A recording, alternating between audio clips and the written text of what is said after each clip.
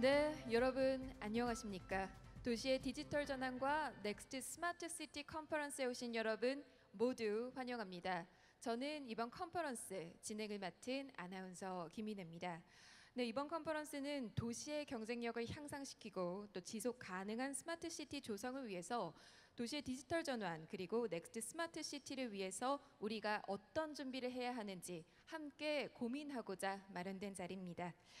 본격적으로 시작하기에 앞서서 오늘 행사 식순을 먼저 간략하게 설명드리고 행사를 바로 시작을 하도록 하겠습니다. 먼저 LH 국토도시개발본부 신경철 본부장님께서 개회사로 오늘 행사의 문을 열어주시겠고요. 이어서 베트남 동나이성의 보탄득 부성장님께서 축사 말씀을 주시겠습니다. 이어서 네덜란드 TNO 연구소의 예론 보스트 실장님, 호주 뉴사우스 웨일스 대학의 크리스토퍼 페서트 교수님, 서울대학교 이재승 교수님의 발표가 이어지겠고요. 발표가 끝나고 난 후에는 주제를 좀 더 심도 있게 들여다보는 패널 토론이 이어질 예정인데요. 패널 토론은 서울시립대학교 이희정 교수님, 이화여자대학교 박윤미 교수님 그리고 LH 스마트시티 개발단 이상우 단장님과 발표자분들께서 패널 토론을 진행할 예정입니다. 네, 오늘 이 자리가 전문가분들의 발표가 있겠고 또 패널 토론이 이어지기 때문에 여기 참석하시는 분들께서도 많은 인사이트 챙겨가실 거라는 생각이 들고요. 여러분들께서도 끝까지 함께 해주셔서 오늘 이 자리가 넥스트 스마트 시티 한 발짝 더욱더 다가가는 귀한 정보 공유의 장으로 함께 만들어주시기를 부탁을 드리겠습니다. 또 본 컨퍼런스는 한국어, 영어, 동시통역 서비스가 제공될 예정입니다. 3번은 한국어 채널 그리고 영어는 4번 채널에 맞춰서 사용해 주시면 되겠습니다. 네, 그럼 지금부터 스마트 도시는 과연 어떤 모습일지 함께 그려보겠습니다. 도시의 디지털 전환과 넥스트 스마트 시티 컨퍼런스 시작하겠습니다.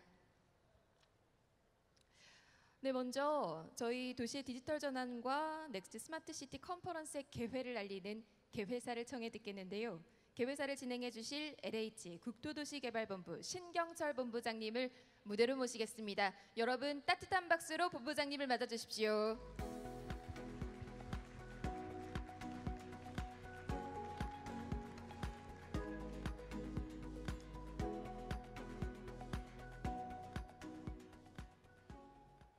네, 안녕하십니까. 방금 소개받은 한국토지주택공사 국토도시개발본부장 신경철입니다. 먼저 오늘의 뜻깊은 자리가 있기까지 함께해 주신 대한국토도시계획학회 관계자 여러분께 깊은 감사의 말씀을 드립니다. 바쁘신 일정에도 참석해 주신 네덜란드 TNO 연구소 예론 버스트 클러스터 매니저님, 뉴 사우스웨일스 대학교 크리스토퍼 페셔트 교수님, 서울대학교 이재승 교수님, 그리고 좌장을 맡으신 김갑성 부회장님과 이희정 교수님, 박윤미 교수님께도 진심으로 감사드립니다. 아울러 본 컨퍼런스에 함께해주고 계시는 모든 분들께 감사의 인사를 드립니다.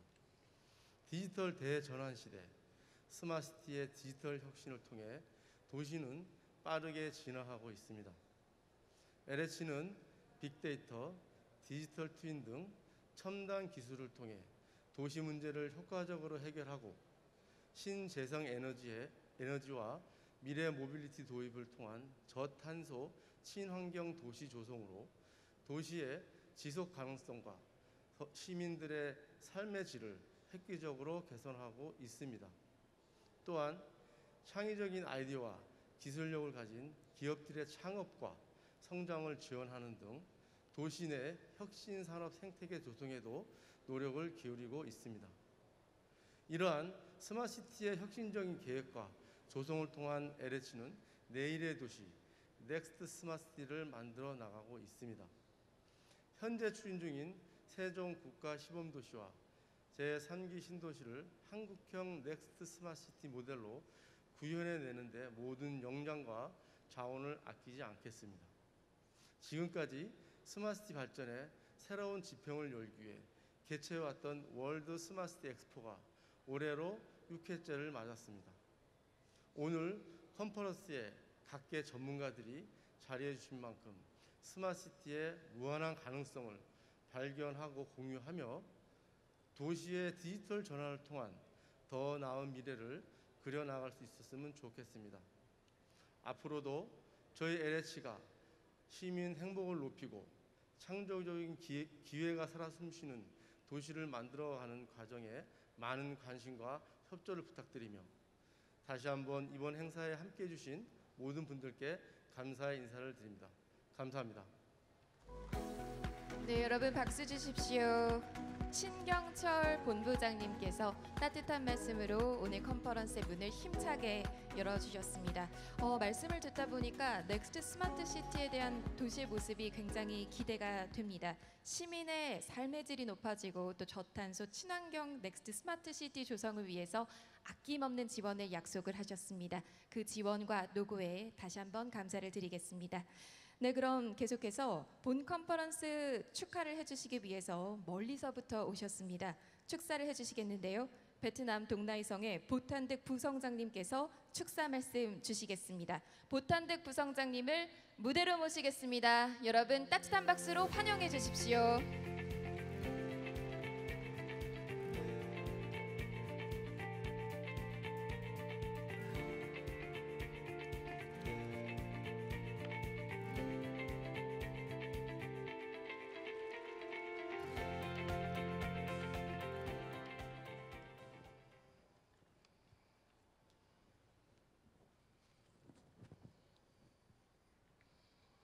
Kính thưa ông Shin Gyong Choi, Giám đốc Bộ phận Đất đai Quốc gia và Phát triển Đô thị, Tập đoàn LH Hàn Quốc. Kính thưa toàn thể hội nghị. Dear Mr. Kyung Choi Shin, Vice President of Land and Housing Corporation, dear entire conference. Thay mặt lãnh đạo Ủy ban nhân tỉnh Đồng Nai, tôi xin gửi đến ông Gyong Choi, Giám đốc Bộ phận Đất đai Quốc gia và Phát triển Đô thị, Tập đoàn LH Hàn Quốc, lãnh đạo các cơ quan chính phủ, đại diện các doanh nghiệp và các chuyên gia các nước, cùng toàn thể quý vị đại biểu tham dự hội nghị hôm nay, lời kính chúc sức khỏe, lời chào trân trọng nhất, chúc triển lãm đô thị thông minh thế giới năm 2022 thành công tốt đẹp. On behalf of the People's Committee of Dong Nai Province, I would like to send to Mr. Kyung Choi Shin, Vice President of LH Corporation, leaders of the government agencies, representatives of businesses and experts from other countries, along with all the delegates attending today's conference, best wishes and best regards, wishing the World Smart City Expo 2022 a great success.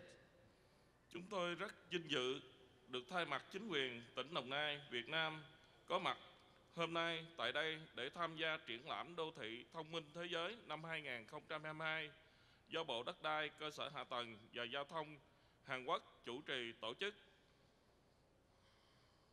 We are honored to be here today on behalf of the Dong Nai Provincial Government to participate in the World Smart City Expo 2022, hosted by the Korean Ministry of Land, Infrastructure and Transport. Đây là sự kiện quốc tế về các thành phố thông minh lớn nhất tại châu Á. Đặc biệt năm nay, với sự tham gia của hơn 300 chính phủ và công ty đến từ 20 quốc gia, khiến sự kiện này trở nên có ý nghĩa hơn bất kỳ năm nào. Chúng tôi đánh giá cao sự quan tâm của chính phủ Hàn Quốc và sự nỗ lực của Bộ Đất đai, Cơ sở Hạ tầng, Giao thông Hàn Quốc đã duy trì và tổ chức sự kiện này thành công trong nhiều năm qua. Bên cạnh đó, tôi cũng xin chân thành cảm ơn các cán bộ của Tập đoàn Nhà đất Hàn Quốc đã nỗ lực tạo điều kiện thuận lợi cho chuyến thăm Hàn Quốc của chúng tôi được thành công. This year, with the participation of more than 300 governments and companies from more than 20 countries, this event is more meaningful than any other year. We highly appreciate the interest of the Korean government and the efforts of the Korean MOLIT, which has maintained and organized this event successfully for many years. Besides, I would like to thank the staff of Korea LH Corporation for their efforts to facilitate our visit to Korea.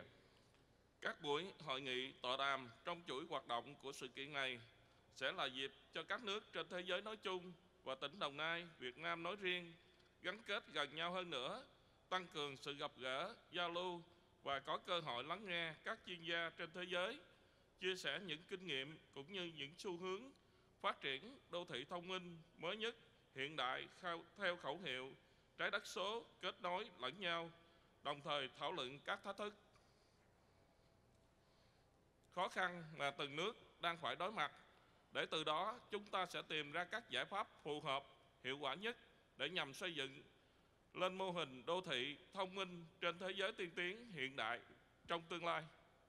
The series of activities of this event will be an opportunity for countries in the world in general and Dong Nai Province, Vietnam in particular, to bond closer together, enhance meetings, exchanges, and to listen to experts in the world sharing their experiences as well as the latest smart city development trends under the slogan Digital Earth, Connecting Together.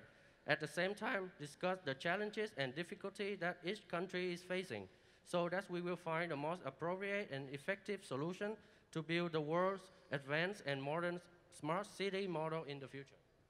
Đặc biệt đối với những nước đang phát triển như Việt Nam của chúng tôi, một nét đặc trưng tiêu biểu của thành phố thông minh đó là sự bền vững. Các giải pháp bền vững sẽ giúp cho thành phố thông minh phát triển nền kinh tế tốt hơn, đem lại giá trị xã hội lớn hơn, với ít tài nguyên cần tiêu thụ hơn. Especially for developing country like Vietnam, a distinct characteristic of smart city is sustainability. Sustainable solutions will help smart city develop better economies, bring greater social values with less resources to consume. Nhận thức được xu thế tất yếu này, năm 2015, Thủ tướng Chính phủ Việt Nam đã phê duyệt chương trình quốc gia về ứng dụng công nghệ thông tin trong hoạt động của các cơ quan nhà nước. Trong đó, các mục tiêu, nhiệm vụ triển khai đô thị thông minh, đặc biệt là đề án phát triển đô thị thông minh bền vững Việt Nam giai đoạn 2018-2025, định hướng đến năm 2030 để thực hiện xây dựng đô thị thông minh tại Việt Nam. Aware of this trend, in 2015, the Prime Minister of Vietnam approved the National Program on IT Application in the activities of state agencies, including the objectives and tasks of smart city development, especially projects on sustainable smart city development in Vietnam for the period 2018 to 2025, with a vision to 2030 to implement smart city construction in Vietnam. Hiện nay, tỉnh Đồng Nai đã và đang thực hiện mạnh mẽ chuyển đổi số và ứng dụng công nghệ thông tin trong quản lý nhà nước. Các giải pháp phát triển đô thị thông minh mà tỉnh Đồng Nai đang thực hiện như sau. Thứ nhất là tổ chức quản lý về phát triển đô thị thông minh, tập trung theo hướng phát triển nguồn nhân lực. Thứ hai, chú trọng xây dựng cơ chế chính sách. Thứ ba, tăng cường triển khai chính quyền số, triển khai các ứng dụng công nghệ thông tin với mục tiêu xây dựng chính quyền điện tử. Thứ tư là tăng cường hợp tác quốc tế, liên danh, liên kết cùng với thu hút đầu tư trong và ngoài nước.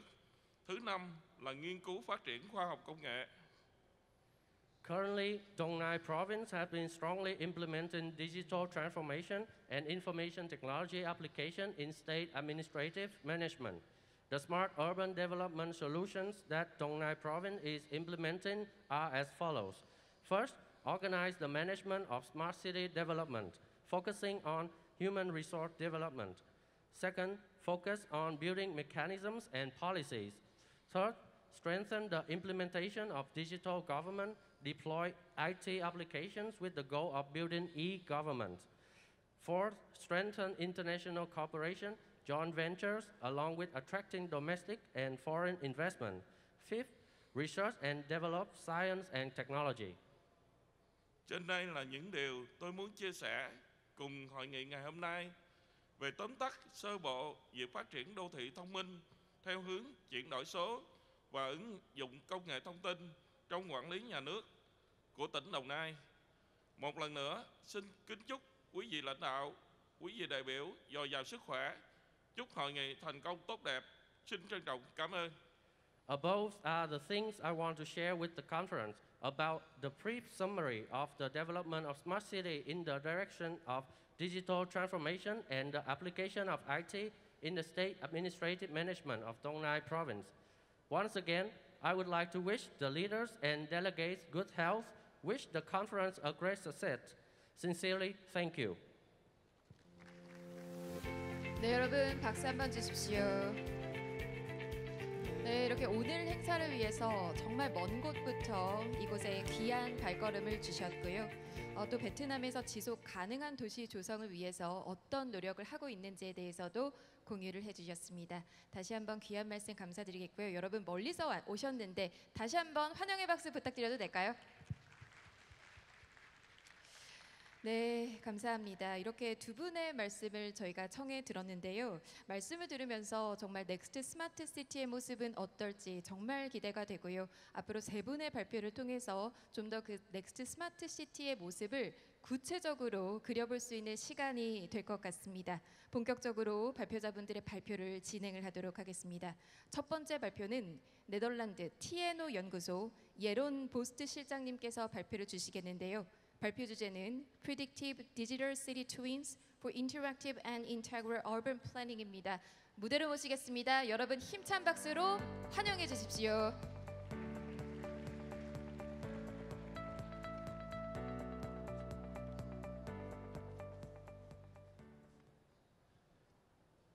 Well, thank you very much for your attention to this presentation and this great reception here in Korea. It's quite an honor.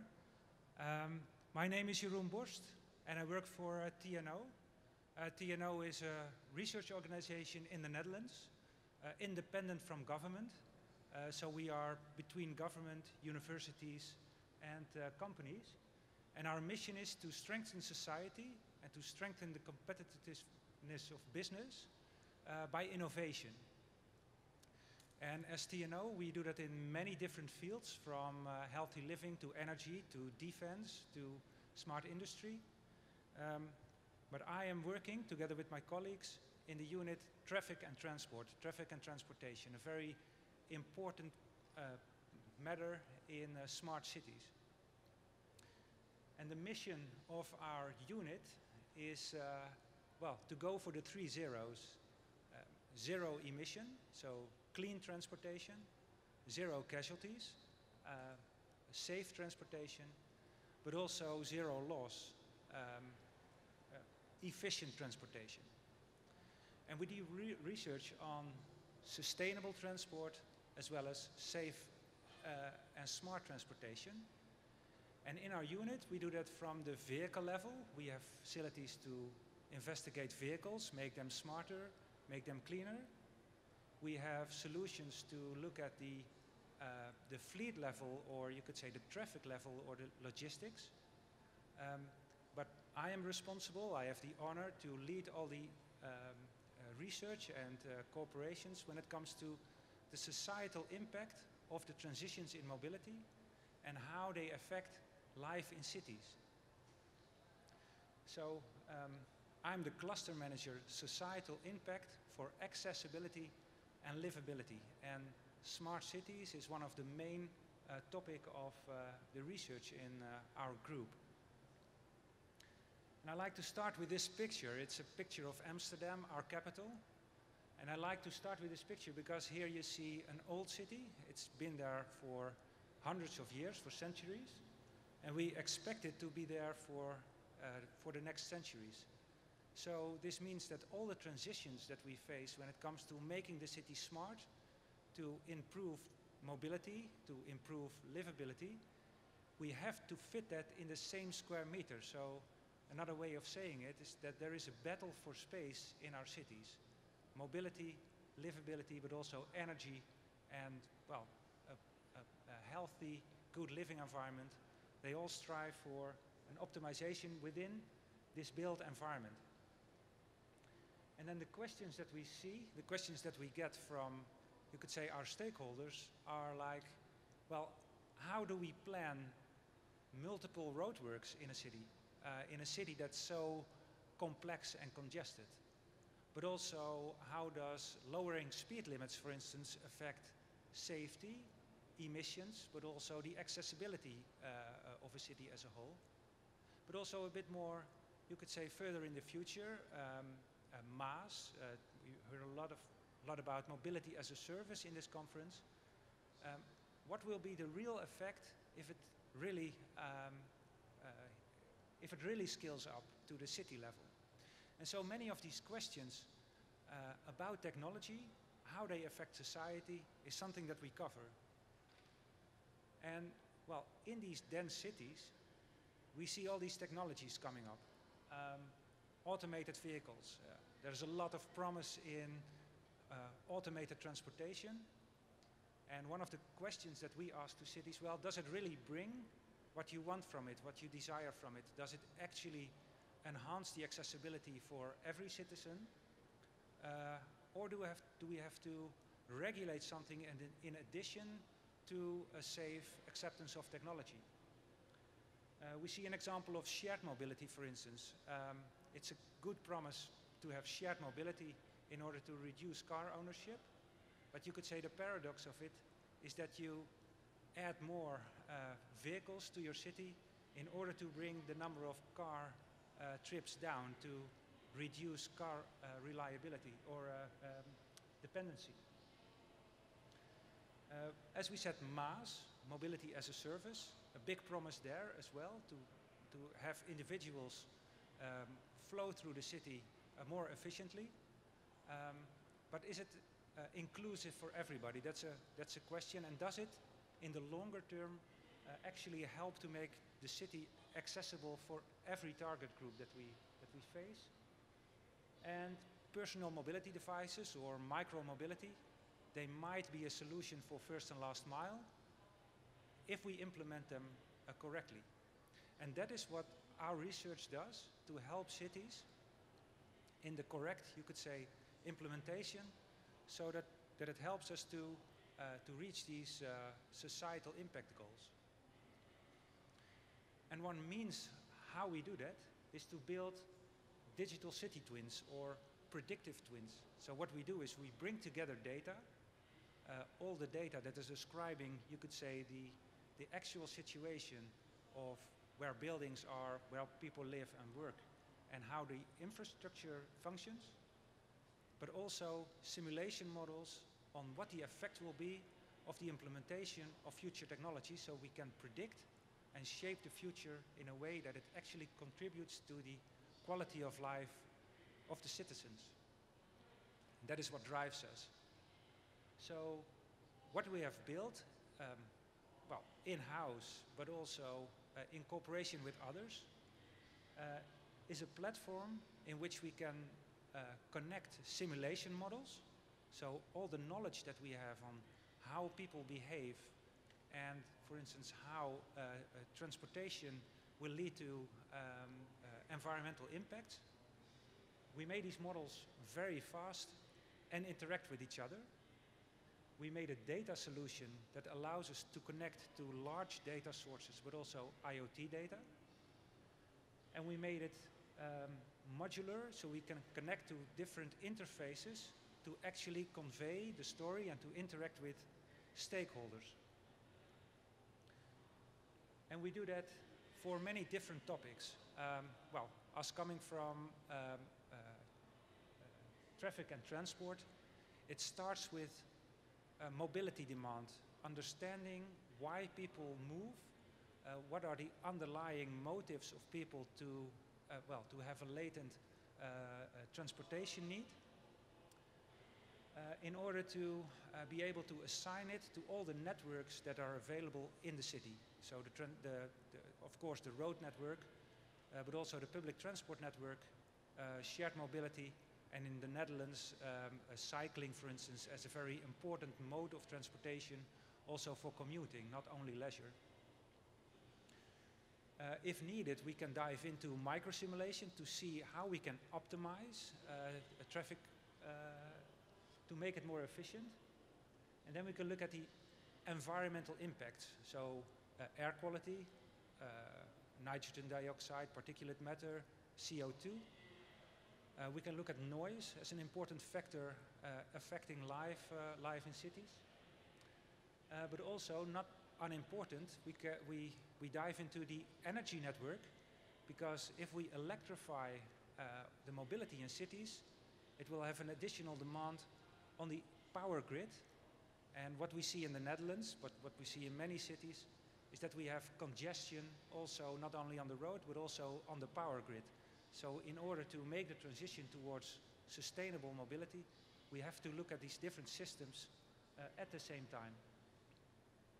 And we can also look at the global warming potential, of course, but also the health impact effects. So how people, how the community will respond to these changes in the city.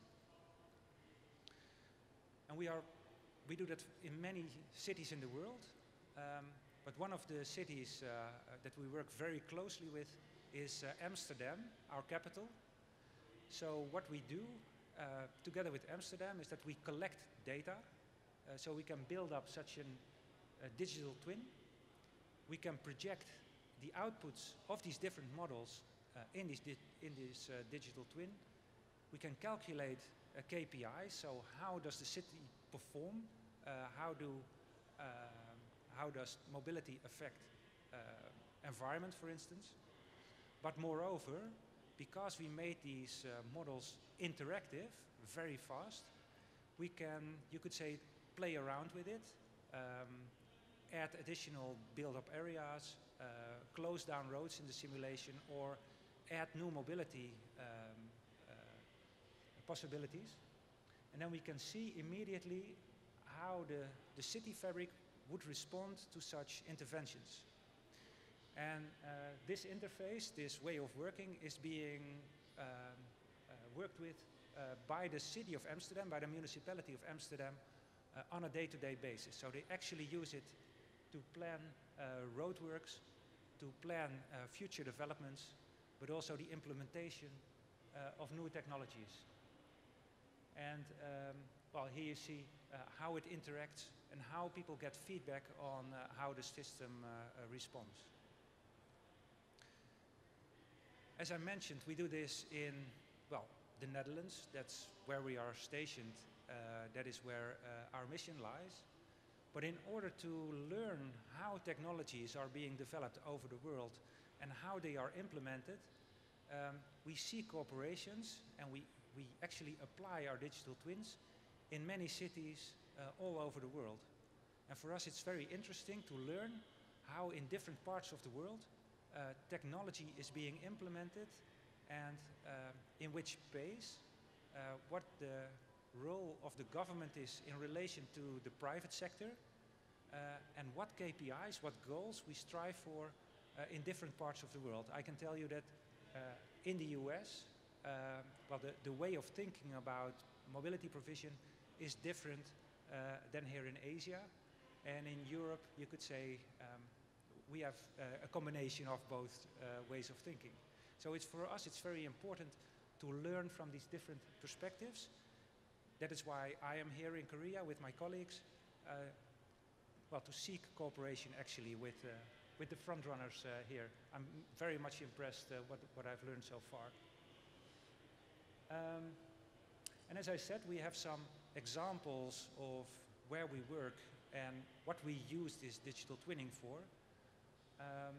One of them is, integral urban planning in Amsterdam, where you could say the main challenge that you might recognize is that the urban population is growing while the amount of space is not. So how do we fit in all these functions on these same square meters, and how do we keep the city livable and accessible?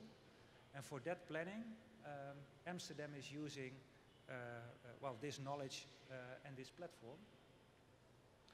But also to look at, how to implement shared mobility, for instance. What is the optimal solution in order that we see adoption, that we can expect adoption, but also that it actually contributes to a car-free city, so to say.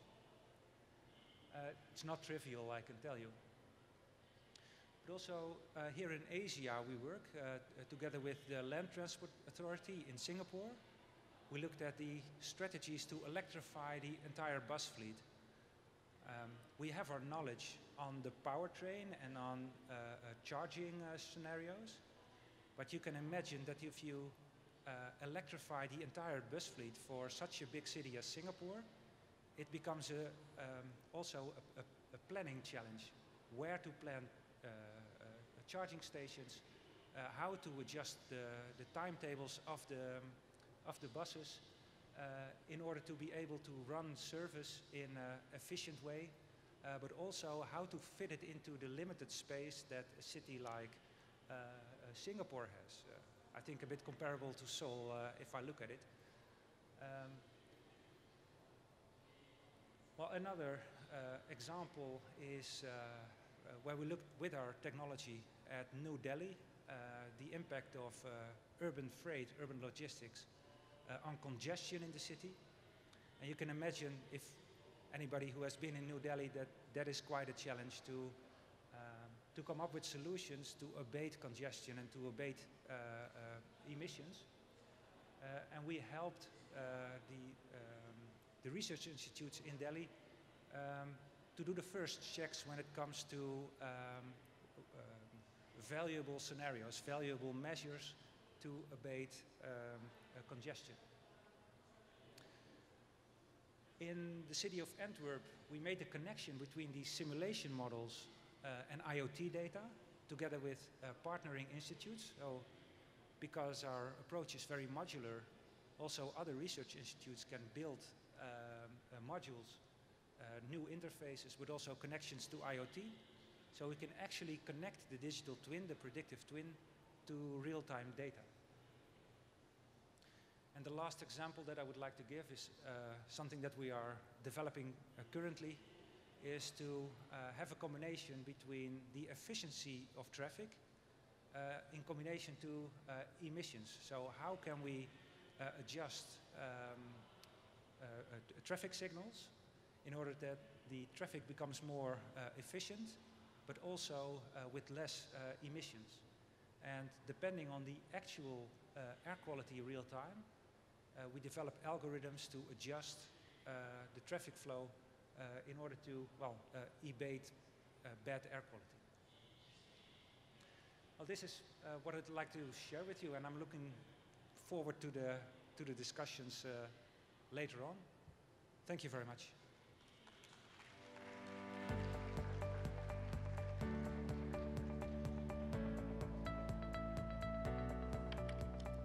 네, 발표를 진행해 주신 예론 보스트 실장님께 감사를 드리겠습니다.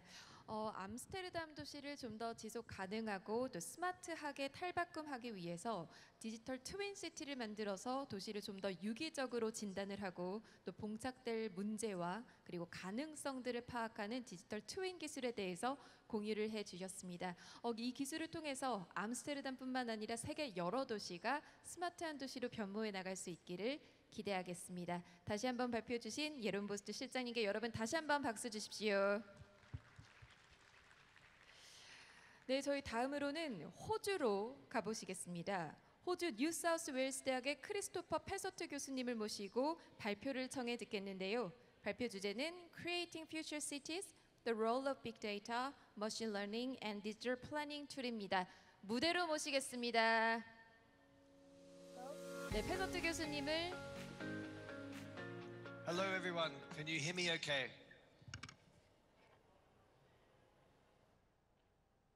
Hello from Sydney.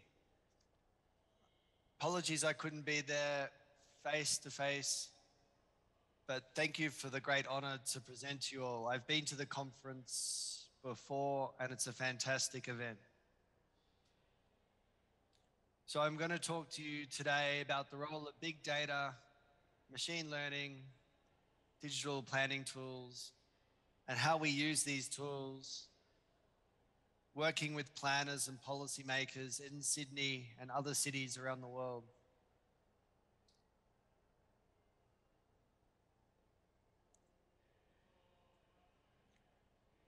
So in my presentation, I will briefly introduce my research center, City Futures, talk about broadly how we use data-driven approaches to city planning, introduce 3 of our flagship smart city projects, and also talk about how we're using physical planning decision support theatres for engaging across government and with industry to bring key decision makers together to access our smart city tools.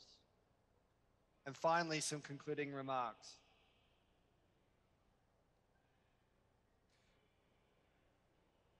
So City Futures is a research center where we conduct independent research and we provide evidence-based inputs into the contemporary urban policy debates and the planning of our future city. Our center comprises 12 professors, approximately 20 postdoc research fellows, 30 masters and PhD students, and we have a number of City Futures fellows.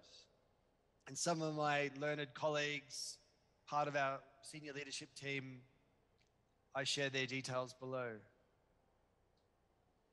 A lot of our research is undertaken in partnership with government departments, other universities, and industry, such as the Commonwealth Bank of Australia. Importantly, like yourselves, we are working towards implementing and supporting the Sustainable Development Goals, which are absolutely critical as we look at sustainable, resilient future cities and life on the planet. So of our projects, 84% of our projects relate to at least one Sustainable Development Goal. Our key research areas, looking at planning, healthy built environments, which includes transport, housing, compact city form, as our cities are growing taller, and of course, city analytics. We have a city analytics lab, also we refer to as a planning support theatre, where we engage government, industry, and it is set up with a suite of technology, including interactive screens, an augmented reality sandbox, eye tracking technology, a video wall, and other technology. So when we build our smart city toolkits, it's accessible and more usable by planners and decision makers. Today, I'm going to briefly introduce a couple of our flagship tools, but there's a suite of other tools that we're working on in the center. And there's a recent paper I published with some colleagues, which looks about how we're using big data, the engine to future cities. Is we're looking at big data to understand the 30-minute city, and more recently, the rise of the 15-minute city, where we're looking at planning our cities to be more walkable, cyclable, and access to local services. And that's very important as we plan a post-COVID city. I'm going to talk a little bit more later on about geodesign, a methodology coming from Harvard University, Carl Steinitz and Michael Flaxman, and how we're applying this methodology for engaging planners and decision makers with these sorts of tools. So our Smart City flagship projects, and previously I've mentioned the Rapid Analytics Interactive Scenario Planning Project. More recently, we have just finished the Value Australia project. And I'm also going to introduce the Australian Housing Data Analytics Platform. So a number of these planning support system platforms we've published. There's an array of these tools being used in Australia and overseas. And we had a paper in City, Culture and Society, and I have the reference details at the bottom of this slide. So talking about digital twins, like my learned colleague from the Netherlands was talking about digital twins in the Netherlands, I know Korea has some fantastic digital twin products. We've been working on a rapid analytics digital twin approach, so we can look at dragging and dropping train stations, schools, new hospitals, shopping centers, and then rapidly understanding what does that mean for property value.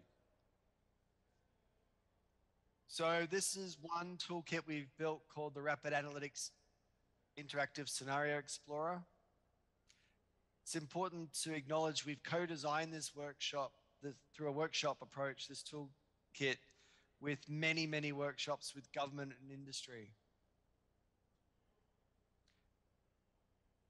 And one of the highlights of this toolkit is the transparency of the variables that go into the models that calculate the property values.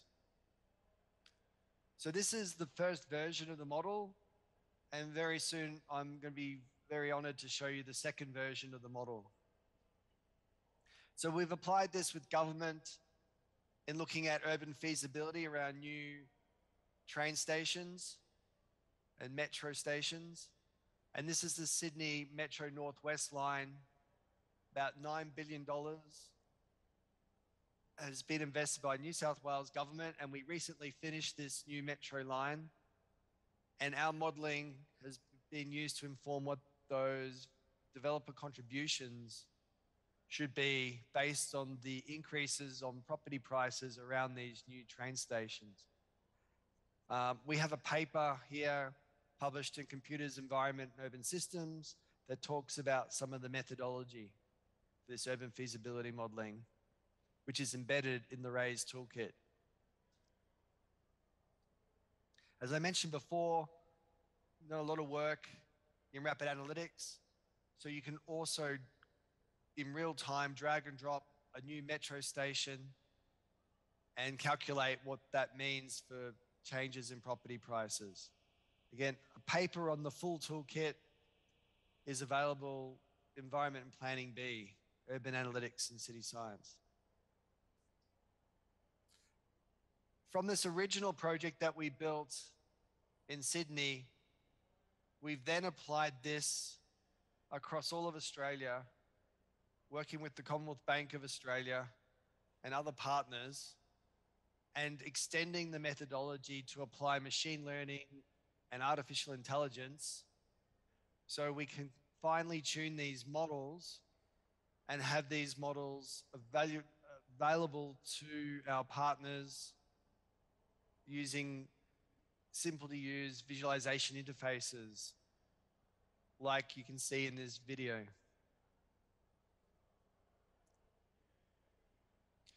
So the project vision was to empower individuals, government and society to make educated, data-driven decisions underpinned by transparent and an ethical digital platform. And our project mission was to create a world-class automated valuation model, the best in Australia. So some of the objectives you'll see here around making sure our platform is cyber secure, that we bring in and use the best available data assets, that we can look at predictive infrastructure, sequencing, and integrated city planning. And we embed a number of infrastructure value capture, economic feasibility models. What are the outputs of the project? If you'd like to visit this web address, is a public-facing dashboard which brings in property price information in real time. It overlays this with COVID cases, sentiment analysis on the property market from Twitter, and some other data sets. We've published the details of this dashboard in Computational Urban Sciences, and you'll see a link to the paper below. So this sort of data is really important, whether it's real time or digital planning tools to look at current conditions as well as future property markets. And there's a lot of volatility brought about by COVID. In Australia, our property market has gone up 30%, was worth approximately $7 trillion at the start of COVID. and was valued about $10 trillion at the beginning of the year. But now we're seeing with interest rates and other macroeconomic factors that the market is on a downward trajectory and correcting itself somewhat. So we need the big data that we can get through satellite imagery, that we get through social media, we can get from neighborhood environmental factors and other property features to really model that real-time property value. So as I mentioned before, we started the journey to look at using machine learning in building this world-class AVM. So in doing so, we evaluated over 50 different models, ranging from linear regression models, which are underpinning standard hedonic price models, through to local regression approaches and spatial analyses techniques, such as geographically weighted regression, and a whole suite of machine learning and deep learning methods, ranging from random forests to support vector regression. I'm not going to go through all of these models, just to give you a sense of some of the strengths and weaknesses and results that we got from these various models. And there are some further papers I can share with you. I guess now in the era of smart cities, we have many, many machine learning algorithms available at our fingertips, but which ones do we use? So some of the highlights of our model performance were showing that the gradient boost model, when we break our model into looking at houses versus apartments, our gradient boost model is performing exceedingly well. And the XGBoost model, based on R squared and forecast standard deviation and PPE measures of accuracy and so forth. And then we also built a separate AVM for units and apartments. For this particular model, the random forest algorithms work better. So you can see different models perform to different levels of statistical significance and performance. Again, we've got some papers on this that are about to be published. One of the challenges with machine learning approaches, though, is the transparency of variables, because machine learning models are inherently black box by their nature.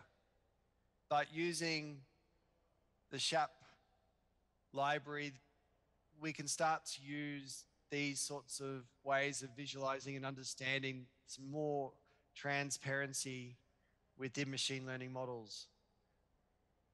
We can start to see how significant various features are in the model, whether it's the number of bedrooms or bathrooms or distance to the CBD, and what role they play in the overall property price. Just very quickly, conscious of time, I'm going to show a quick video of the modeling and the latest version of the RAISE toolkit.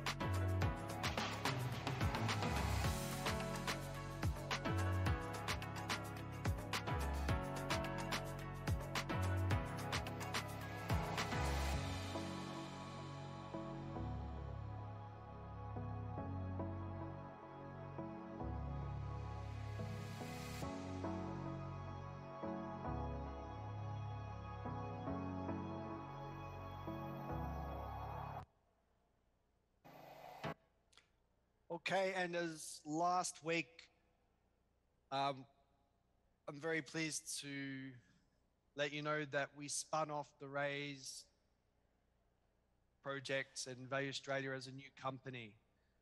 So if there's any further interest in the modeling toolkit, it is now being offered through a new company called Slate Analytics. So quickly, I just want to sort of reiterate the importance of having these physical spaces for engaging planners, policymakers in the use of these tools, because while some of these tools have very user-friendly interfaces, when we undertake planning, we do it in a collaborative way. And we use methodologies like geodesign, where we can bring in multiple participants and stakeholders to look at breaking down the silos of our different systems that comprise our cities, whether they be housing, transport, infrastructure, resilience, green space, etc. And we have a paper on how you undertake this approach that was published in Environment and Planning B a couple of years ago. But we have this planning and design support theatre. We've recently just set up a new one. We have them connected to other universities around Australia. And really we can start to look at using these facilities for face-to-face and hybrid engagement activities. We use our planning support theatre for working with our local council, setting up the broader city area as a living lab and bringing people in to contribute their knowledge to shape the future of our university precinct and the broader city area.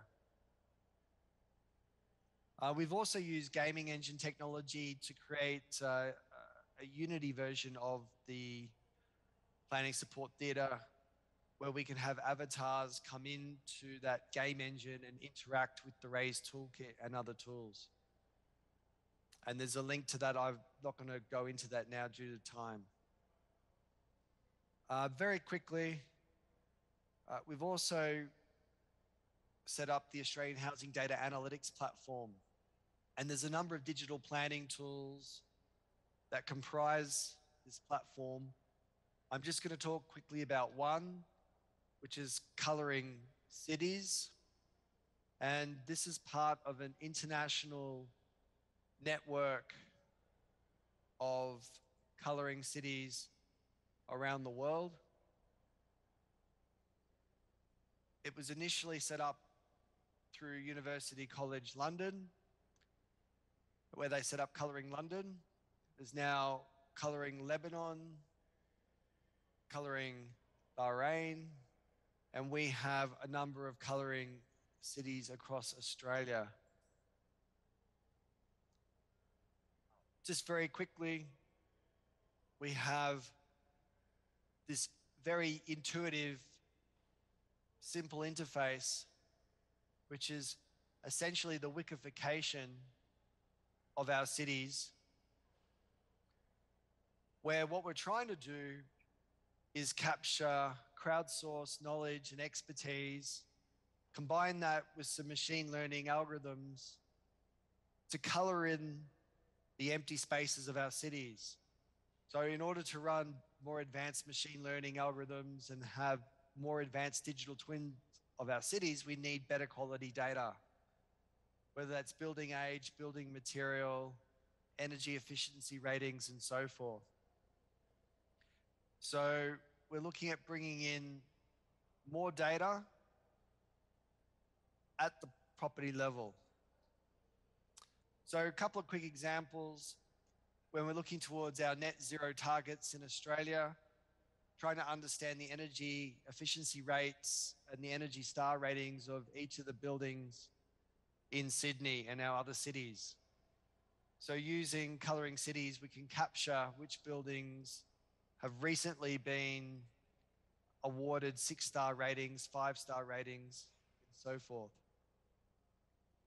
We can also open up the toolkit because it is open source, part of an open source international project where one of our PhD students has built a walk score and has run this across all the cities in Australia and is starting to run them on cities overseas. As walkability is another key measure of the health of the city, the livability of the city, and is also another way as we work towards net zero cities. So in concluding, what I've shown hopefully is big data and machine learning can provide more accurate property modeling results. The property digital twin offers potential to further improve the understanding of property and land valuation dynamics. Spatial data, urban models, and machine learning offer much promise for understanding property dynamics and changes in our cities. However, we still need to bridge the gap between better planning, community engagement, and this rapidly evolving technology. In Australia, we've set up these Plan Tech principles through the Planning Institute of Australia, and there is a link there which provides some overarching platforms about having open data, open platforms, and ethical use of data for planning more livable cities. But more work is required now with smart cities, digital twins, on the quality of our data, how we share our data, and the ethical use of this data. We need to establish communities of practice and capability building with planners and urban designers who shape our cities. And we need to critically reflect and design frameworks for digital planning tools to be embedded in urban governance, planning, and policy-making processes. And there's some work around smart urban governance that Utrecht University has been pioneering. And there's work like coming out of Harvard with the geodesign methodology and framework that can help bridge these gaps. Finally, I'd like to warmly invite you all to our Smart Data and Smart Cities Conference and 3D GeoInfo Conference combined that we're hosting at University of New South Wales later this year between the 18th and 21st of October. So some of our keynote speakers include Professor Volker Kors from Stuttgart. We've got Professor Libby Wentz from Arizona State University. We have Professor Suji Lee here from Korea, Hanyang University. Professor Mike Batty from University College London, and many others. On that, I'll finish my presentation, and thank you for your time. 네, 감사합니다. 발표 주신 크리스토퍼 페서트 교수님 다시 한번 감사를 드리겠습니다. 특히 빅데이터와 머신러닝을 이용해서 호주의 도시들을 좀 더 이해하고 그리고 스마트하게 변모하기 위한 과정들을 굉장히 구체적으로 좀 공유해 주셨습니다. 그리고 앞으로 보완해야 할 점과 추구해야 할 방향까지도 제시해 주셨는데요. 다시 한번 감사드리겠습니다. 다음으로는 한국으로 시선을 돌려보도록 하겠습니다. 서울대학교 이재승 교수님의 발표가 이어지겠는데요. 발표 주제는 탄소 중립 도시계획을 위한 디지털 트윈입니다. 무대로 모시겠습니다. 여러분 큰 박수로 환영해 주십시오.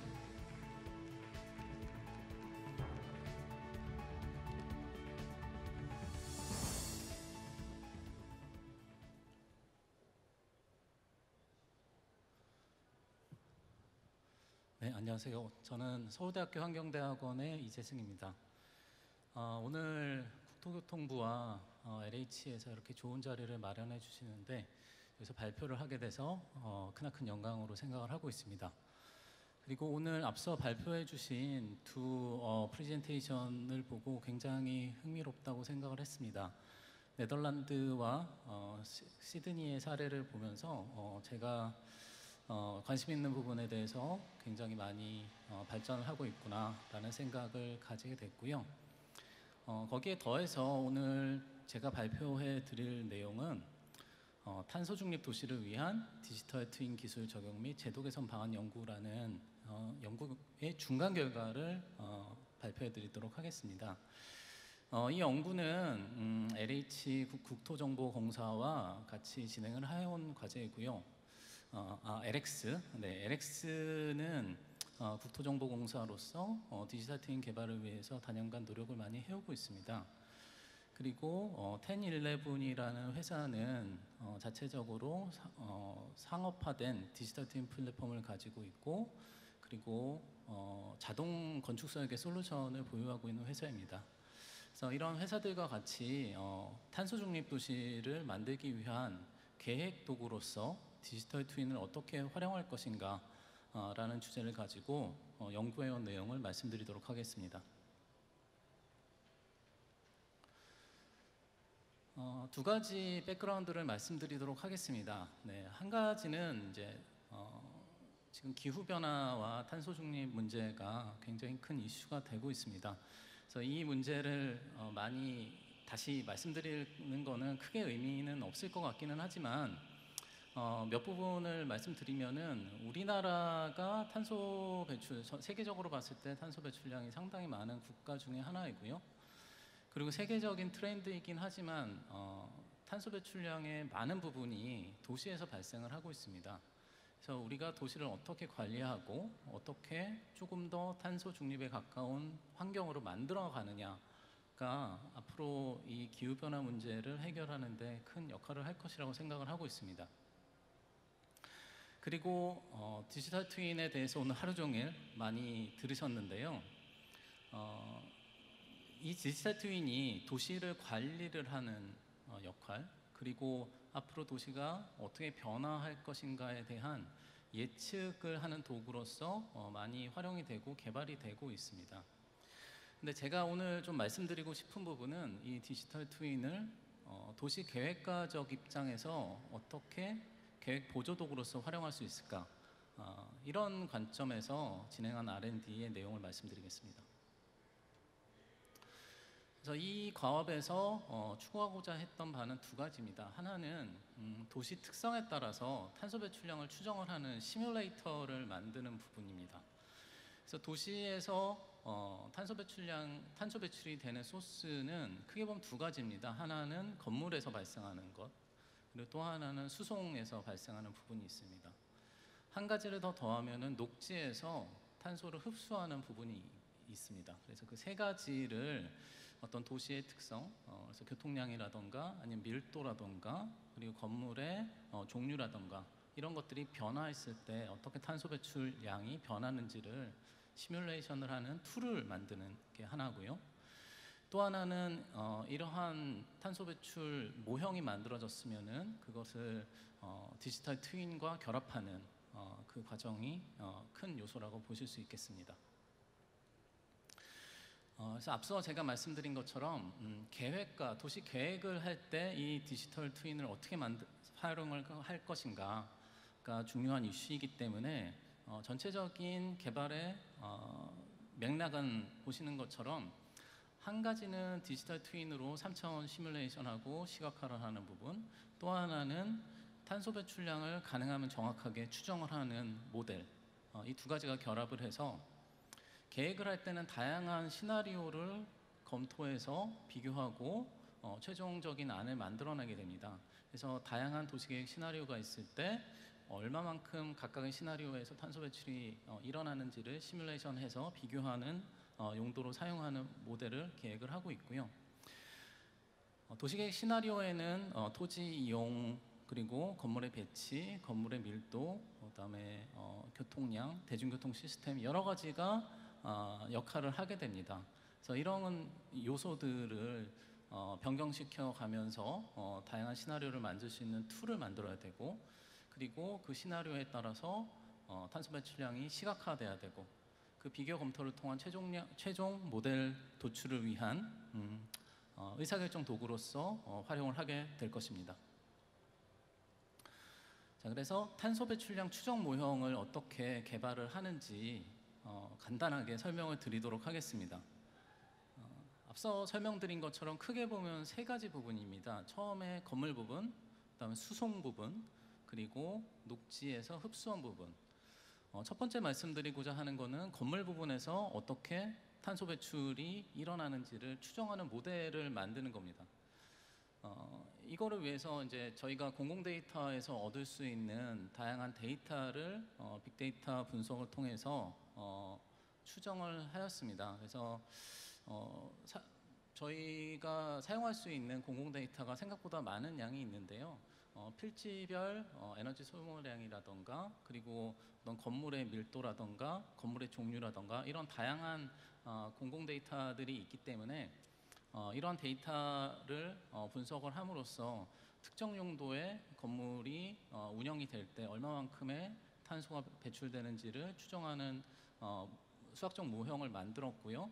그 수학적 모형을 활용하기 위해서 환경부에서 사용하고 있는 연료에서 탄소 배출량으로 전환을 해주는 탄소 배출 계수를 활용을 했습니다.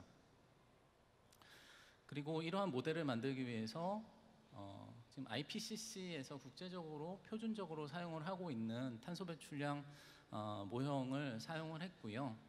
그래서 이 수식에서 보시는 저 IPCC 티어 산정식을 활용을 했고 저기에 보시는 것 같은 데이터들이 들어가서 최종적으로는 건물의 종류별로 그리고 월간 배출량 그래서 특정 건물이 특정 면적을 가지고 있을 때 한 달에 얼마나 많은 탄소를 배출을 하게 되는지를 추정하는 모형으로 정리를 했습니다.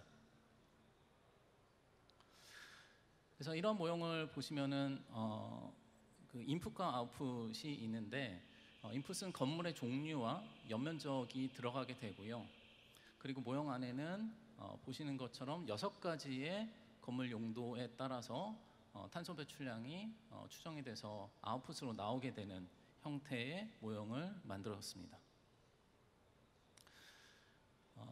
모형이라고 계속 말씀드리고 있지만 사실은 수식으로 개수로서 다 정리를 했고요. 그래서 보시는 것처럼 6가지 건물 용도별 그리고 월별 배출량 개수로서 정리를 했고 면적당 킬로그램 CO2 단위로 탄소 배출량 개수를 정리해서 특정 지역에 종류별 건물이 들어갔을 때 면적을 집어넣게 되면 자동적으로 탄소 배출량이 계산이 돼서 나올 수 있는 형태로 만들었습니다. 네, 수송 부분에 있어서는 중요한 요소가 얼마나 많은 차가 다니는지 그리고 차량의 종류가 또 중요합니다. 대형, 중형, 소형이고 그리고 어떤 연료를 사용하는 차량인지도 중요하게 되고요. 그리고 차량 속도가 얼마나 빠른가 여기에도 많은 영향을 받게 됩니다. 그래서 이런 것들을 다 모형에 집어넣기 위해서 역시 공공에서 구할 수 있는 데이터들을 활용을 했고요.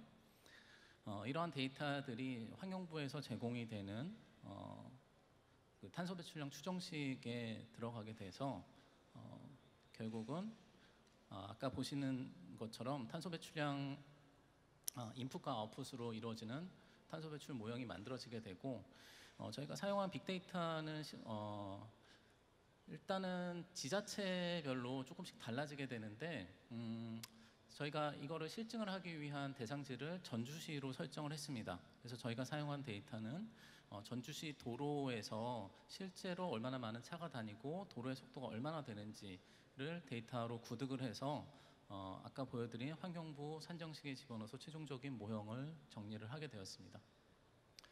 그래서 이것도 역시 개수로서 정리가 되었고요. 이 개수는 차량의 종류에 따라서 이게 승용차인지 승합차인지 화물차인지 이거에 따라서 다른 개수가 적용이 되고 그리고 또 저희가 고려해야 되는 게 이제 교통량이 있고 그리고 이러한 종류별 차량이 얼마나 많은 비율을 차지하는지 그리고 도로 세그멘트별로 탄소 배출량을 추정하기 위해서 도로 길이에 대한 데이터가 들어가게 되고 일수에 대한 정보가 들어가서 추정이 될 수 있게 그래서 도로 세그멘트별로 추정을 할 수 있는 모형을 정리를 했습니다. 그리고 마지막으로는 흡수원 부분인데 이 흡수원은 녹지의 면적에 따라서 탄소 흡수가 얼마나 많이 되는지를 추정을 하는 모형을 만들었고요. 그리고 이게 3가지 종류로 나눠지게 됩니다. 그래서 인풋으로는 녹지의 면적 그리고 녹지의 종류에 따라서 나눠지게 됩니다. 그래서 침엽수인지 화렵수림인지 그리고 2가지가 섞여 있는 혼요림인지에 따라서 탄소 배출량을 탄소 흡수량을 다르게 추정하는 모형을 만들게 되었습니다. 이것도 역시 녹지의 면적을 인풋으로 집어넣게 되면은 종류에 따라서 그리고 월에 따라서 탄소 흡수량이 추정이 되는 이런 모형이 되겠습니다. 그래서 이러한 모형을 디지털 트윈에 활용을 해보기 위해서 저희가 대상지를 선정을 했습니다. 대상지는 LX공사가 위치한 전주시에 있는 대상지를 선정을 했고요. 현재는 전주 탄소 소재 국가산업단지를 포함하고 있는 대상지를 선정을 했고, 그 탄소 산단 옆쪽에 지금 취락지구가 있는데 그 대상지까지 포함을 해서 그 취락지구 부분이 주거지로 개발이 됐을 때 탄소 배출량의 양이 시나리오에 따라서 얼마나 다르게 추정이 되는지를 테스트해 보기 위한 시나리오를 작성을 했습니다. 복잡한 시나리오는 아니지만 주거단지로 개발을 했을 때 녹지의 비율을 얼마나 다르게 했는가, 그리고 용도 혼합을 얼마나 했는가에 따라서 아웃풋이 다르게 나타날 것이라고 생각을 하고 몇 가지 시나리오를 개발을 한 상태입니다. 그래서 오늘 보여드릴 단계는 이러한 시나리오 중에 하나를 실제로 디지털 트윈으로 만들어서 앞서 설명드린 그 탄소 배출량 수식을 합해서 어떻게 시각화해서 추정을 하는지를 보여드리는 내용입니다. 그래서 첫 번째 시나리오를 활용을 해서 건물 배치가 들어가게 되고요. 그리고 여기에서 색깔별로 나오게 되는데, 지금 파란색으로 나타나는 녹지 부분은 흡수원으로서 탄소가 얼마나 흡수되는지 그 정도를 시각화한 것이고요. 그리고 건물의 색깔이 진하면 진할수록 탄소 배출이 많은 내용이고, 도로는 중심선에 따라서 도로 세그멘트별로 나눠지게 돼 있고, 그 세그멘트의 색상이 진하면 진할수록 탄소 배출량이 많은 그런 형태로 시각화됩니다. 그래서 디지털 트윈이기 때문에 이런 것들은 다 3차원으로 시각화가 되는 형태로 개발이 진행이 되고 있고, 지금은 어느 정도 소규모의 도시 개발을 하는 시나리오로서 개발을 하고 있는데, 이게 보다 넓은 지역을 커버를 하는 탄소 배출량 모델을 만들기 위해서는 조금 더 표준화된 형태의, 그래서 그리드 형태의 탄소 배출량 모형으로 개발이 될 수 있을 거라고 생각을 하고 있습니다. 그래서 이렇게 만들어진 모형을 지금 플랫폼화 시키는 작업을 하고 있습니다. 그래서 1011과 협업을 통해서 플랫폼으로 만들고 있는데요. 이게 그 플랫폼상에 지금 구현을 한 저희 시나리오의 디지털 트윈 모형입니다. 그래서 주변 지역 보시는 것처럼 지형과 그리고 물의 요소, 녹지 요소들, 그리고 건물들, 도로까지 3차원으로 구현을 한 형태를 보시고 있고요. 그리고 이게 어떻게 패널로 나타나는지를 설명을 하는 내용을 보여드리고 있습니다. 그래서 옆에 지금 커서가 움직이는 쪽을 보시면은 아까 말씀드린 건물 부분, 수송 부분, 그리고 흡수량 부분이 패널에 나타나게 되고, 그 부문별로 탄소 배출량과 그리고 흡수량이 나타나게 되는 형태로 구현을 하는 모습입니다.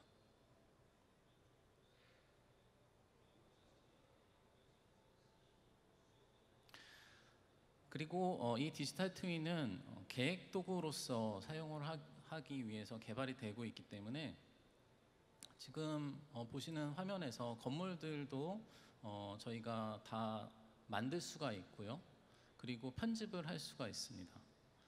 지금 보고 계시는 내용은 뭐 건물 편집 부분은 일종의 편집이 되겠네요. 건물의 용도를 설정을 하고 있는 것을 지금 보고 계십니다. 그래서 탄소 배출량 모형에서 건물의 용도에 따라서 다른 계수가 적용이 되고 있기 때문에 그 용도를 변경을 하면서 다양한 시나리오를 테스트해 볼 수가 있고요.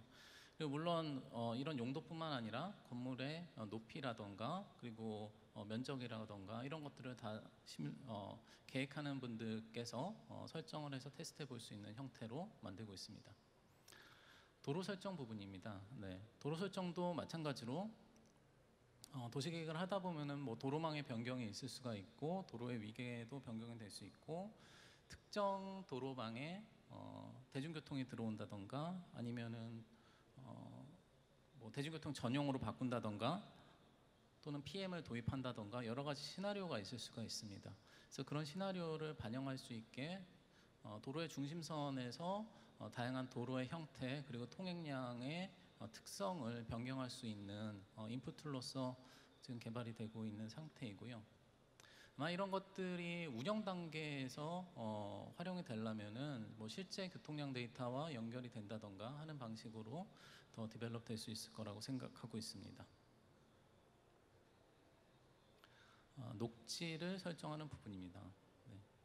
녹지는 녹지의 면적을 영역을 설정을 하게 되고 역시나 녹지의 종류가 어떻게 되는지를 설정을 하게 되면은 그런 아까 설명드린 계수가 적용됨으로써 저런 녹지에서 얼마나 탄소를 흡수를 하는지를 추정을 하게 되는 상황입니다.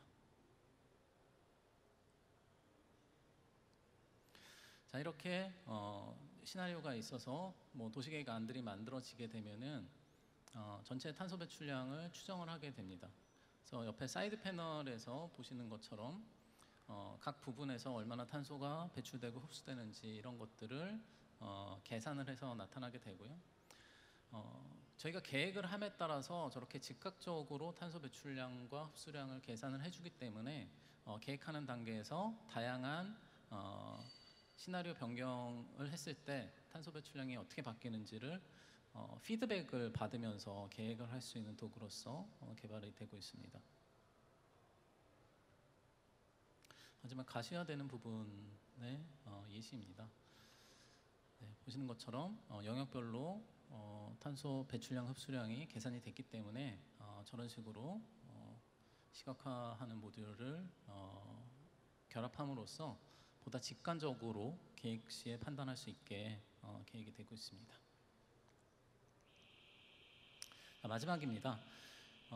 그래서 지금 다양한 분야에서 디지털 트윈을 활용을 하기 위한 노력을 많이 하고 있습니다.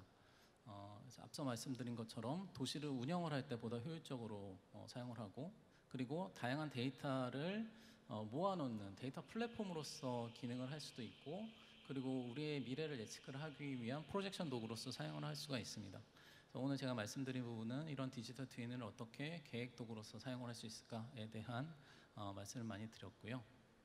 그래서 이러한 툴들이 개발이 됨으로써 도시라는 게 한번 만들어지면 변경하기 굉장히 어려운 그런 것인데 이런 계획의 초기 단계부터 좀 더 합리적인 의사결정을 하기 위한 도구로서 앞으로 활용이 많이 되기를 바라겠습니다. 네, 경청해 주셔서 감사합니다.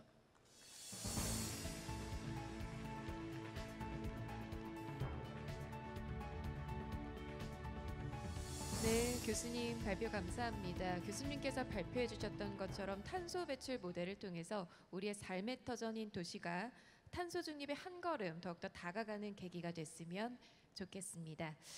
저희가 세 분을 모시고 사실 발표를 들어봤는데요. 스마트 시티 조성을 위한 구체적인 기술과 솔루션들에 대해서 공유를 해 주셨습니다. 네덜란드 암스테르담부터 시작을 해서 호주 그리고 서울의 사례까지 들여다봤고요. 짧은 시간이었지만 굉장히 다양한 도시들의 사례를 살펴볼 수 있었기 때문에 굉장히 폭넓은 인사이트를 얻을 수 있는 시간이었다고 생각이 듭니다. 다시 한번 발표자분들께 진심으로 감사하다는 말씀을 전하겠습니다. 그리고 발표에서 분명히 못다한 이야기가 아마 많지 않을까 생각을 합니다. 그래서 이번 패널 토론을 통해서 그 못다한 이야기를 좀 더 심도 있게 이어나가고자 합니다. 저희는 패널 토론을 위해서 잠시 무대를 정리한 시간을 가지고 잠시 후에 토론을 재개하도록 하겠습니다. 여러분 잠시 자리에 앉아 주십시오. 감사합니다.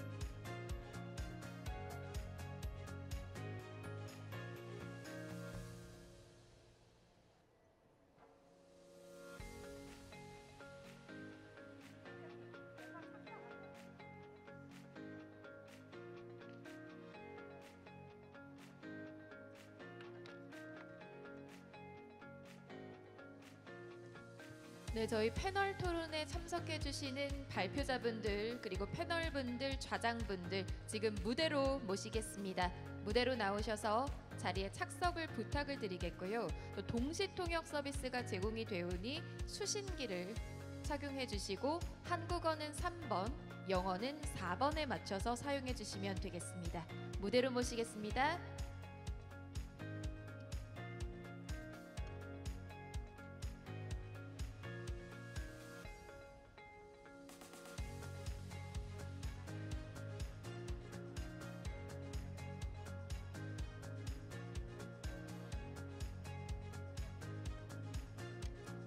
네, 여러분 기다려주셔서 감사드리겠습니다. 저희 패널 토론을 이어가도록 하겠습니다.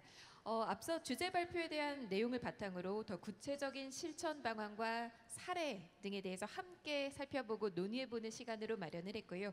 그래서 발표 발제자분들과 패널분들을 한자리에 모셨습니다. 다시 한번 함께 해주셔서 감사하다는 말씀을 드리겠고요.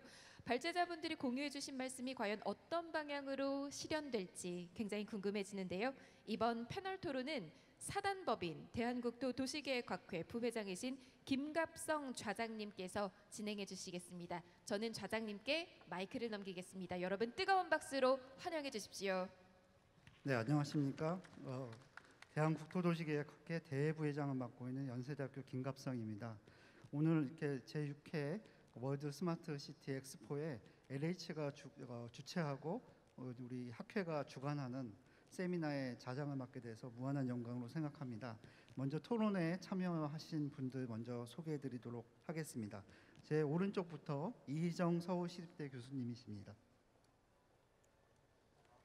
네. 아까 발표를 해주신 예론 보스트 클러스터 매니저님이십니다. 네. 제 좌측에는 세 번째 발표해 주신 서울대학교의 이재승 교수님이십니다. 토론자로 나오신 박윤미 이화여자대학교 교수님이십니다. 네, 그리고 이상우 LH 스마트시티 개발 단장님이십니다. 네, 저희가 세션이 다음에 4시에도 또 있어가지고 아마도 3시 50분까지는 토론을 마쳐야 됩니다. 그래서 세 분의 토론자께서는 차례대로 이희정 교수님 그리고 박윤미 교수님, 이상우 단장님 순으로 발표를 해주시는데 한 5분 정도씩만 해주시면 좋겠고요. 오늘 이제 세 분의 발표를 들으셨는데 거기에서 나오는 뭐 시사점이라든가 또 우리가 생각해야 될 것들 위주로 말씀해 주시면 감사하겠습니다. 네, 이희정 교수님 먼저 토론해 주시기 바랍니다. 네, 반갑습니다. 방금 소개받은 서울시립대학교 이희정 교수입니다. 우선 그 에런 버스트 TMO 대표님하고 그리고 그 시드니의 그 패티 교수님 좋은 발표해 주셔서 또 서울대학교 이재성 교수님 좋은 발표해 주셔서 감사드리겠습니다. 매우 인상적이고 앞으로 우리가 고민하고 나아가야 될 미래 스마트 시티 또 빅데이터 AI를 활용한 새로운 도시 계획에 인사이트를 많이 주시는 좋은 발표였다고 생각이 듭니다. 실제 이제 저희 그 한국에서도 저도 지금 참여하고 있습니다만 국토부와 함께 빅데이터 AI 기반의 미래 도시 계획 기술 R&D를 올해부터 시작을 해서 5년간 지금 R&D 사업을 추진을 하고 있습니다. 사실 관련해서도 굉장히 협업을 할 수 있는 기회도 많이 있을 것 같고 같이 공유할 수 있는 지식 부분도 많이 있다라는 생각이 들어서 반가운 마음이었습니다. 우선 몇 가지 좀 그 질문을 드리고 간단하게 이제 우리가 지금 좀 고민하고 있는 부분에 대해서도 소개를 드리면서 제 토론을 마치도록 하겠습니다. 첫 번째 그 네덜란드 에런 버스트 그 대표님께 좀 말씀드리고 싶은 부분은 사실은 암스테르담이라든지 싱가포르, 뉴델리 등에 대한 다양한 그 스마트 시티와 빅데이터 등을 활용한 사례들을 보여주셨는데 사실 저희도 이제 한국에서 이런 그 빅데이터 AI 등에 통한 미래 도시계획 기술에 대한 기반을 조성하려고 하다 보니까 이 데이터 기반의 구축이 굉장히 쉽지 않다라는 생각이 많이 듭니다. 뭐 여러 가지 공공 데이터라든지 민간 데이터의 표준도 다르고 또 도시들마다 그런 데이터를 제공하고 있는 수준도 달라서 실제 이제 이런 부분을 어떻게 좀 극복하셨는지, 또 뭐 미국이라든지 정말 아시아라든지 국가들마다도 여건들이 많이 다를 것 같다라는 생각이 드는데 그런 부분에 대해서도 조금 고민이 되는 부분이고요. 그리고 시드니 그 패티트 교수님께서도 지금 다양한 하여튼 고민들을 해주시고 계신데, 특히 저는 인상적이었던 게 저희 한국에서도 이제 그 포스트 코로나 이후에 15분, 30분 생활권으로 도시의 공간 구조를 좀 재편하는 것에 대한 고민들을 많이 하고 있습니다. 그래서 실제 서울시 같은 경우에도 비욘드 조닝이라는 개념이라든지 또는 새로운 공간 구조 개편, 또 토지 이용의 개편을 통한 복합화와 컴팩트화를 통한 도시 계획의 개편을 이제 고민을 하고 있습니다. 사실은 실제 이제 시드니 같은 경우에서도 그런 그 여러 가지 그 변화된 모빌리티라든지 이동 인구의 변화 등과 관련된 데이터의 조사를 바탕으로 했었을 때 시드니의 도시 계획이 어떤 식으로 좀 바뀌어야 될지 고민하시는 게 있으시면은 같이 좀 제시해 주시면은 도움이 되지 않을까 하는 생각이 듭니다. 실제 이제 마지막으로 저희가 그 현재 그 R&D와 관련해서 이렇게 그 작업하고 있는 것과 관련해서 많이 어려움을 겪고 있는 부분이라든지, 또 혹시 뭐 관련해서 조언을 해주실 부분이 있는 부분과 관련해서 제가 조금 말씀을 드리면은, 현재 저희 같은 경우에 이제 전국의 도시 상황이 한국이지만 다 다릅니다. 서울과 같은 대도시와 또 지방에 있는 도시들은 많은 경우 그 도시들이 성장하는 도시도 있지만 지금 축소 도시 또 쇠퇴 도시 하는 그 도시의 상황들이 다 달라서 과거에 이런 도시 계획에 사용됐던 지표로서의 인구라든지 인구 성장이라는 거가 어떤 데는 인구가 늘어나고 있는 반면에 어떤 데는 인구가 줄어들기도 하고 하는, 그래서 새로운 지표에 대한 고민을 하고 있는데, 과연 이런 도시의 성장과 쇠퇴와 진단을 할 수 있는 좋은 어떤 대안이 될 수 있는 도시계획적 지표가 무엇이 될 수 있을지 한번 좀 고민에 대해서 도움을 주셨으면 좋겠다는 생각이 들고, 장기적으로는 저희도 이제 지속 가능한 도시 또 탄소 제로 도시를 기반으로 하는 도시 계획의 목표가 이 기후 변화 등과 관련돼서 추진이 되어야 될 거라고 생각이 드는데, 현실적으로는 도시의 여러 가지 경제적인 상황이라든지 또 도시의 발전과 관련된 도시 문제 해결에도 이 디지털 트윈이라든지 빅데이터, AI 등을 활용한 스마트 도시 계획의 기술이 적극적으로 활용되고 있지 못한 그런 한계점을 가지고 있습니다. 그래서 이런 부분에서 좀 더 나아가야 될 미래의 과제와 숙제에 대해서도 코멘트를 좀 해주실 수 있으면 감사하겠습니다. 감사합니다. 네, 답변은 나중에 한꺼번에 해주시면 좋을 것 같고요. 다음은 박윤미 교수님께서 말씀해 주시죠. 네, 안녕하세요. 소개받은 이화여대 박윤미라고 합니다. 제 핸드폰에 오늘 이제 그 세미나를 들으면서 메모한 것들을 조금 말씀드리고, 저도 이제 예론볼스트 클러스터 치프님께 질문도 드리도록 하겠습니다. 오늘 세 가지 세미나를 보면서 제가 이제 느낀 것들은 이제 공통적으로 다양한 분야에서 스마트 기술들이 활용되고 있고, 특히 이제 도시계획 분야에서도 다양한 범위에서, 그리고 그 범위가 점점 넓어지고 있는 느낌이란 생각이 들었습니다. 활용 분야는 뭐 훨씬 더 이제 많아지지 않을까 이런 생각을 했고요. 특히 저한테 좀 다른 시각이라고 하는 점은 그 University of New South Wales 그 닥터 패티 교수님께서 이제 소개해주신 그 플래닝 디자인의 서포트 디어터라고 하는 그 부분과 트랜스페런시라고 하는 그 부분이 좀 저한테는 좀 특이한 혹은 이제 감명 깊은 그 키워드로 좀 다가왔습니다. 사실 그 디지털 트윈을 만들m에 있어서 혹은 이제 관련된 대시보드 같은 것들을 만들m에 있어서 관련 정부 기관들과 많은 워크숍을 통해서 제안된 그러한 방법들, 그리고 활용할 수 있는 방법들을 미리 논의를 많이 하셨다고 이제 이렇게 말씀을 하셨습니다. 그래서 그 활용 방안으로 코디자인 엑서사이즈나 그 사용자와 그리고 개발자를 연결해주는 그 브리징 더 갭 하기 위한 서포트들이 굉장히 많이 필요하다라고 이제 말씀을 해주셨는데요. 아까 이희정 교수님께서도 조금 말씀하셨지만 사실 디지털 트윈을 만드는 데 있어서 많은 재원이 소요가 됩니다. 사실 데이터의 구득부터 디지털 트윈 모델을 만드는 데까지 정말 다양한 분야의 많은 분들이 많은 시간을 들여서 이제 디지털 트윈들을 만들고 있는데요.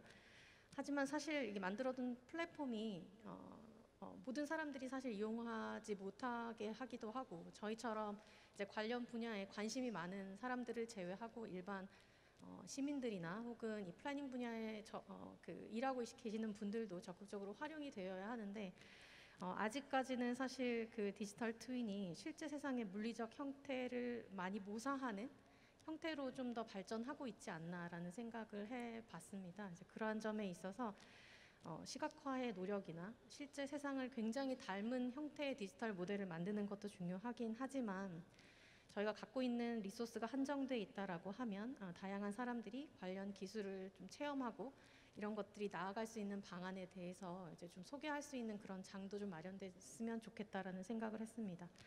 특히 이제 관련 기술은 굉장히 빨리 발전을 하고 있고, 기술이 수요를 약간 리드하는 형식으로 이전까지 왔다면, 이제 미래에는 사실 수요가 어느 정도 기술을 드리븐할 수 있는 그런 형태로 가야 되지 않나라는 생각을 좀 해봤습니다. 제가 이제 오늘 세미나를 들으면서 이제 느꼈던 점에 대해서 이제 정리한 점이고요. 예론 볼스트 클러스터장님께서 소개해 주신 것 중에 이제 인터내셔널 프로젝트가 저는 굉장히 관심이 있었고 굉장히 재밌었다라고 생각을 했는데요.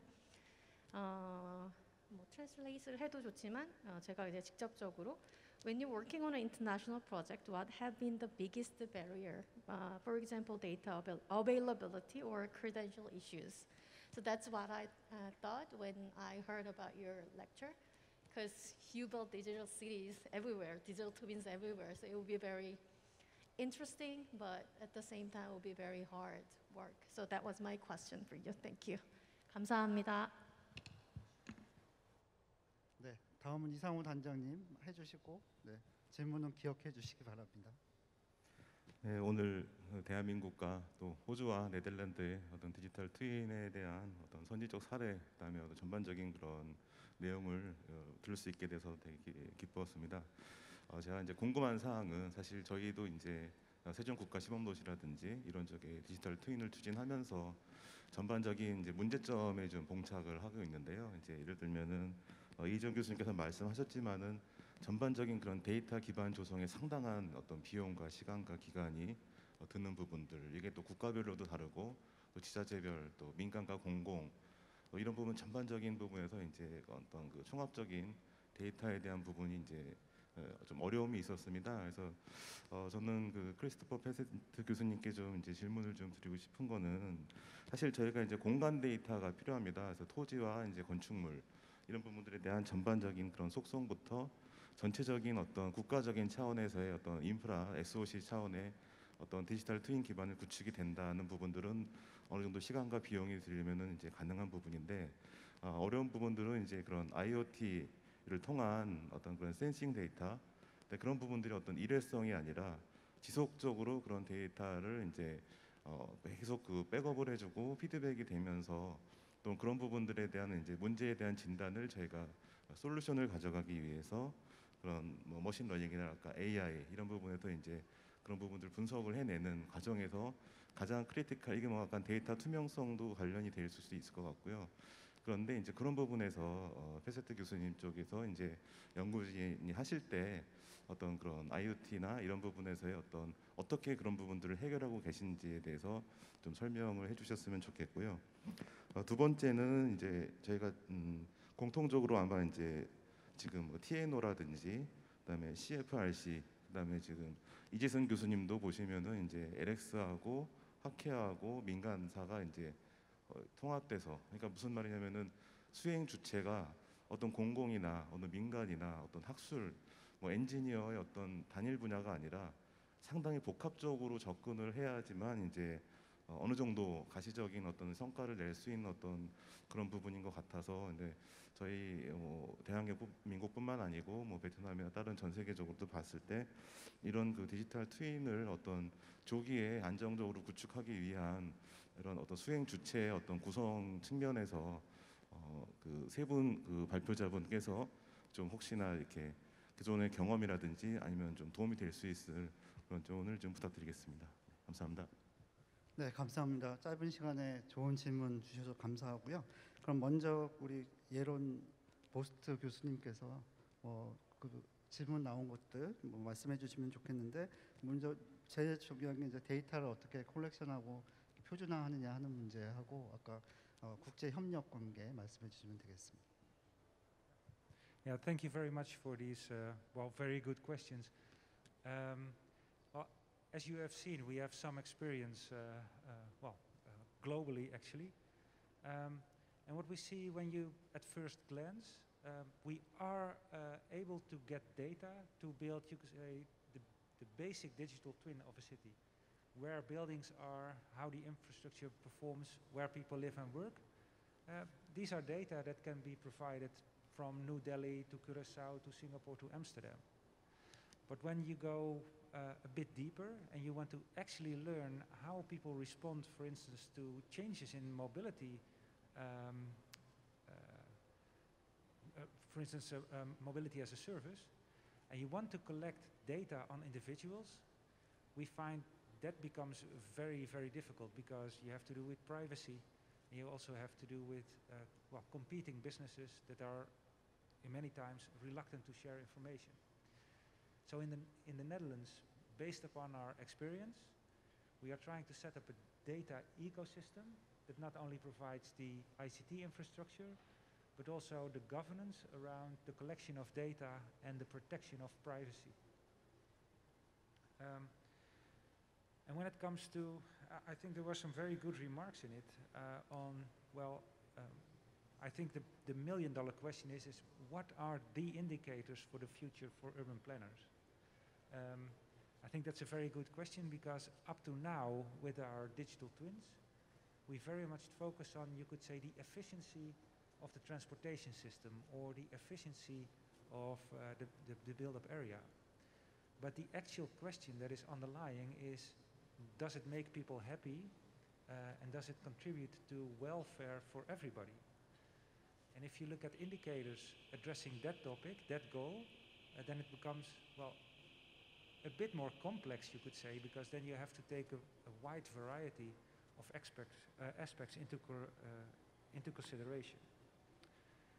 And I think maybe the last remark, referring also to, I heard demand to drive the technology, and I think that's a very good remark. We have to look at what is the actual purpose of a digital twin, of the development of our city and the technology, striving for broad welfare, and reasoning from that, from these indicators, trying to optimize and to find the data that contributes to that purpose. I think that would be the good order of work.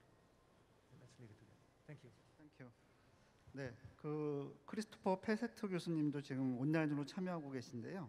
지금 나온 질문 중에 아까 시드니 그 이희정 교수님이 질문하신 시드니 앞으로 도시계획 방향이나 이런 것에서 앞으로 이제 그 토지 이용 패턴이라는 것이 이제 모빌리티 변화로 이제 바뀔 텐데 어떤 생각을 갖고 계신지 하고, 또 우리 이상우 단장님께서 말씀하신 공간 데이터와 또 다른 데이터들과의 관계, 그리고 IoT 센싱하는 데이터를 주기적으로 이제 받을 수 있는 그런 방법론 같은 것들 말씀해 주시면 좋겠습니다.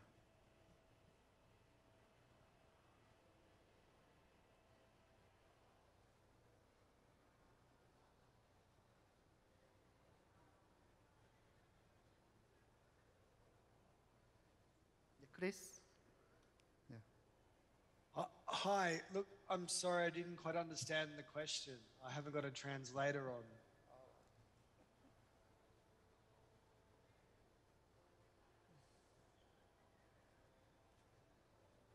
통역하고 계신가요?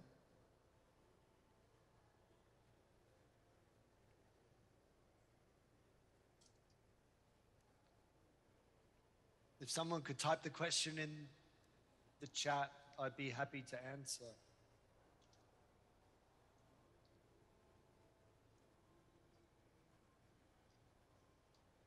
So Mr. Lee's question is the mobility will change the urban forms. So in Sydney, maybe there are many differences in land use planning. So what is your focus on the complexity or the mixed land use, something like that? What's the direction of the Sydney? A good question. There has been a big push by government to follow the lead of our colleague here from the Netherlands around trying to make our city more cyclable. So there's a lot of focus now in increasing active transport and mobility as a service. So one of our ministers now, for the first time, is the Minister for Active Transport, as well as the Minister for Cities. So this vision of a 15-minute city where everyone can have all their services and access to goods through a short bike ride or walking is becoming a priority now. We also have a lot of work around our metro stations, transport-orientated development. So a real shift away from being a car-focused city to looking at better metro use and more walking and more cycling. Okay. Professor Bach, you can ask him directly. That was not my question, but everybody, when we're talking about the smart city, everybody talks about the data availability. So as you presented in your lecture slides, people said that collecting a good data, like quality data, is kind of a starting point of the of having or building a digital twin or whatever smart city kind of forms, right? So actually, the Mr. Lee asked you. So do you have any, you or Sydney has a specific method or ways to collect the data in a regular basis, like sensor or some other IoT devices? Am I correct? I'm not really sure. I translated his question right, but that was kind of a main question that I understand. Yeah, okay, so from the perspective of data, we have a number of government data portals. So Transport for New South Wales have a Transport Open Data Portal. So GTFS data and other data sets are made available through that Open Data Portal. We have an increasing use of IoT sensors, which are picking up mobility patterns. For example, with our active transport infrastructure investment project, we have about 500 new pieces of cycle infrastructure going in across the city. And each one of those projects, when they're implemented, include the integration of IoT sensors, so we can monitor the usage of this new cycleway as it goes in. So that mobility data is becoming increasingly important. 네, 감사합니다.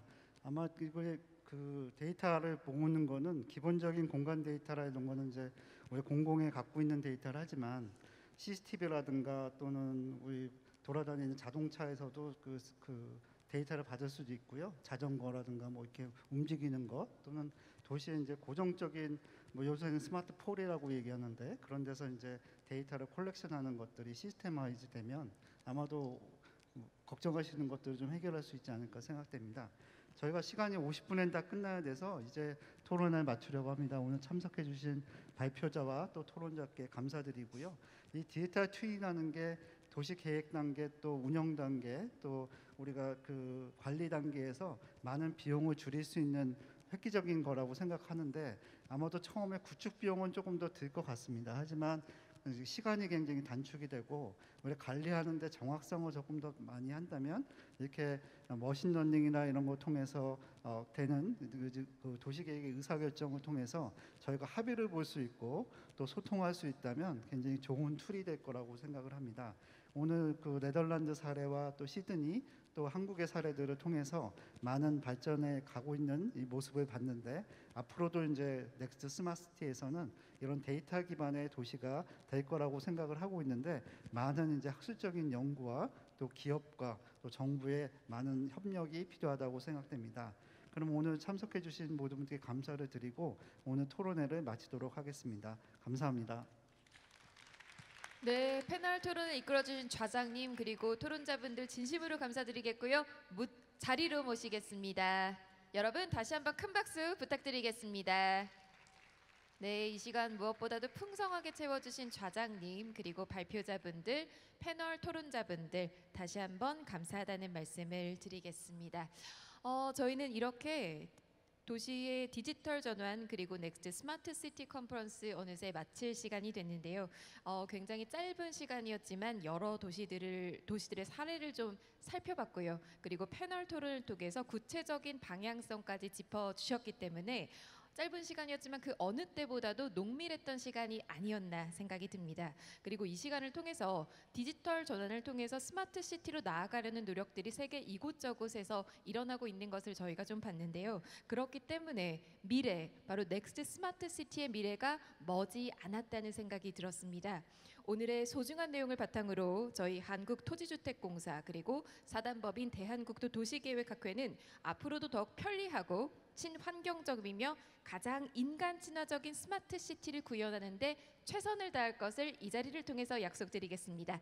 귀중한 시간 내주신 참석자분들 그리고 내빈분들 다시 한번 감사드리겠고요. 저는 진행의 김민혜 아나운서였습니다. 감사합니다.